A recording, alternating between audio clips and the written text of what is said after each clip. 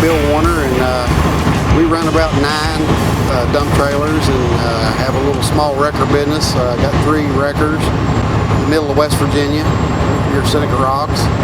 That's about it with us. We're just a small outfit.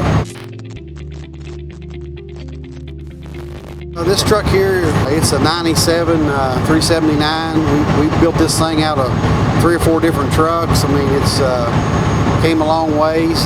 Just had a bunch of parts we put together, and it turned out really nice. I mean, it's one of my best builds yet, I believe.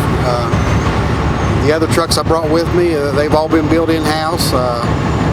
Just about all of them was frame off restorations, but one of them we didn't have to take it clear down. But we build about 1 or 2 a year, and stick with older trucks and try to buy newer trailers, you know, with older trucks. It works good for us. I started out with my dad.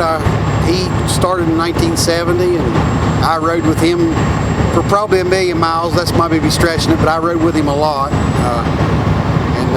Just loved it. It's all I wanted to do, you know, to get in a truck and go. And my son, he's trucking now too, and got 2 grandsons. They love trucks. Well, one of them does. One of them isn't old enough to love them yet, but he probably will. A 1997 Peterbilt 379 out of Seneca Rocks, West Virginia, truck number 42, and his family, William Warner. Bill has been around Super Rigs for a really long time.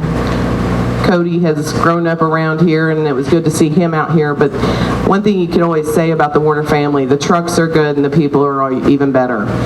They represent the professionalism of the industry. When it comes to Super Rigs, we expect to see pretty much the best of the best, you know, is usually here. I mean, guys really take pride in their ride, and it's really nice to see that. I mean, it's a tough industry. There's hard to get this many nice trucks together about once or twice a year, you know. Well, I think this truck is a super rig because it's been built from the ground up. A lot of blood and sweat's put into it, and I think everybody here, every truck here, there's a lot of blood and sweat put into everybody's truck. You know, it's not only mine. Everybody here's got about the same story that I've got. You know, they build them and love trucks. You know, so. Well, it sure is a big honor to be on the Super Rigs calendar and get picked. You know, I mean, it's quite a feat to get on there, really. I mean, I think it's a big thing, really. It makes you feel really good. I mean, that you've been picked. I mean, I've been doing this for a lot of years. You know, building trucks, and you know, people recognize you. Then after a while, you know, you've done it. And they like what you do. I must be doing the right thing because they like it. You know, so I guess we'll just keep building trucks, keep bringing them back, see what happens. Well, do you got time to take this thing on the road, see what it looks like on the road? Yes, sir. We'll take her on the road. Let's see what she looks like.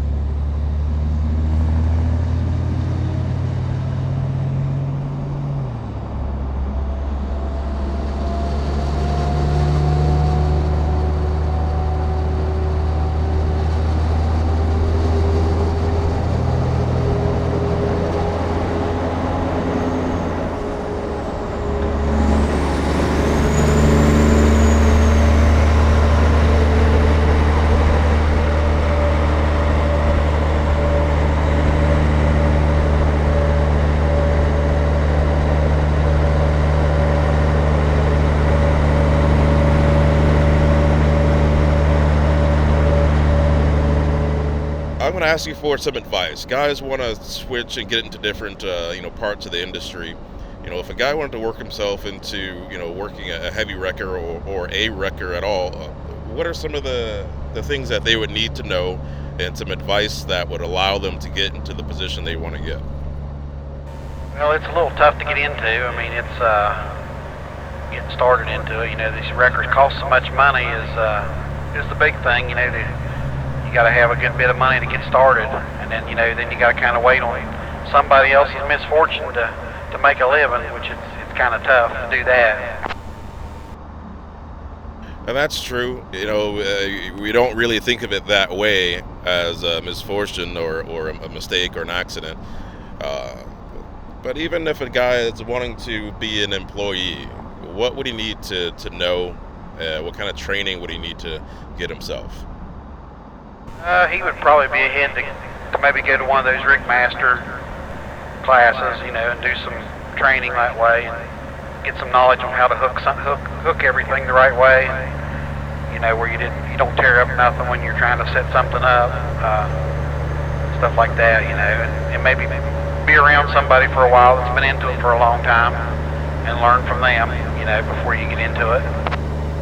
Okay, well that answers that. When it comes to experience, what are some of the challenges that you've had over the years, and maybe they're not really challenges anymore? Well, every job's different. There's never two toes exactly alike. That's the big thing, That's one question, and just stepping into it. I stepped into it with baby steps. I started out with a smaller wrecker and just kind of worked my way up to something a little bigger. Didn't jump into it with both feet. What are some of the things that the different states recognize with you being a tow truck or heavy wrecker? How do those weight differences and limits, how do those change? Well, in West Virginia, we're allowed to tow it to a safe spot, a wide spot, the fully loaded truck and trailer, and we have to break it down and hook a road tractor under it and then tow it on. We've got so many crooked roads, it's just hard to tow, that long of a truck and this long of a wrecker around the turn. So that's why they done that in West Virginia. Everybody's different on that part of it. All right, so let's talk about this truck. Share with me the specs on this truck and how you put it together. The truck started out as a big heavy haul over the road drop deck truck. It was 350 wheelbase factory is what I was looking for, and didn't quite have heavy enough rears, so we put heavy 46 locking rears and basically took it all apart, made it a low cab, put a small sleeper on it, built a new hood for it. All the boxes are built in the shop. They're nothing bought. Just a big project, a lot more than I thought it was going to be. We spent 7 months on it, pretty hardcore, day and night, a lot of times to turn it out like it is. All in all, how many trucks have you put together? I've probably built close to 25 trucks over the years. And all the trucks that's with us today is all built. All those trucks were built in-house. I just like the older stuff, and we can work on them with cat motors. And, it's just easier for me. Through your career, what are some of the most memorable challenges that you've had? If you don't want to go into detail on some things, then that's fine, but it is a business and a service that you provide, and there's probably challenges, but is there anything that's memorable that sticks out that you're proud of, that you've been able to do as a company in terms of rescue or things like that? Yeah. About 2 years ago, I had a good friend of mine. He had a brand new W900L. It was only like 3 or 4 weeks old, and he upset it, run off the edge of the road and upset it in a cornfield. And we came out and we set that thing up and never put a scratch on it, and didn't do anything besides what little bit he done to it. And I was pretty proud of that deal there. I mean, sometimes it's hard to set them up and not hurt them, a little bit worse. He was so tickled that we didn't hurt it. We basically drove the truck away. That was a pretty good moment. Nobody was hurt. That was another good thing. If you can explain what you're trying to avoid doing, I think a lot of people would be curious about that. Yeah, we kind of set it up. We chained the cab, strapped the cab where it wouldn't recoil. Because a lot of times when you set them up, they'll recoil and they'll actually tear up the opposite side worse than the side that's laid over.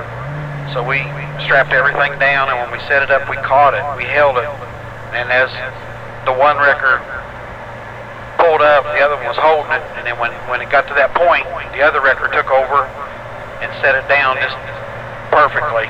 Just touched down like nothing. That's great. I'm going to drop back toward you and get some shots from this lane here. You can go ahead and run it up to speed. Alrighty.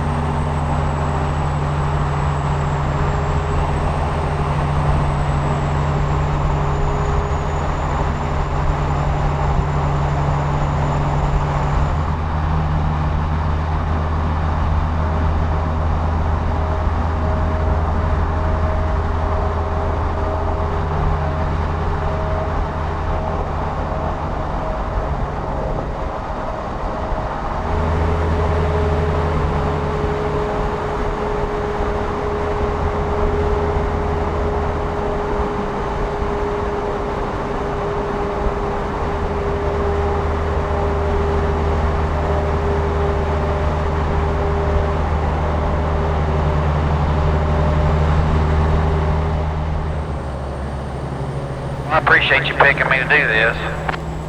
Well, absolutely. You know, a lot of guys are wanting me to do things earlier in the year, and I said, you know, I'll be at Super Rigs, and that's all I'll be doing is trying to spend some time on the road with guys. So I'm glad that you're here, because I missed you at all the other shows.